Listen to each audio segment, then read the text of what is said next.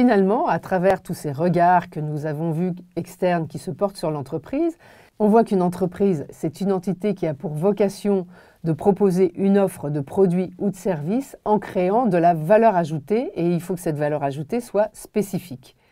Grâce à cette valeur ajoutée, l'entreprise va générer des revenus pour couvrir les frais engagés pour produire ces produits ou ces prestations, et également pour couvrir le coût des moyens qui auront été mis en œuvre, comme les salariés, les outils de production, afin finalement de dégager un bénéfice.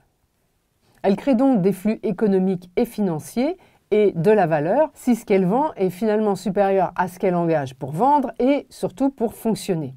Cette valeur qu'elle crée, c'est la rémunération du patrimoine et la capacité qu'elle aura à le renouveler et à le moderniser. L'entreprise produit des produits et des services, et vous l'avez bien compris, des chiffres également, et ces chiffres vont être organisés selon différents états. Il y a tout d'abord les états de synthèse, que sont le compte d'exploitation, ou comment l'entreprise, sur une période donnée, a créé de la richesse ou pas. Le bilan qui correspond à un instant donné, finalement, à une photographie du patrimoine de l'entreprise et de la manière dont ce patrimoine est financé.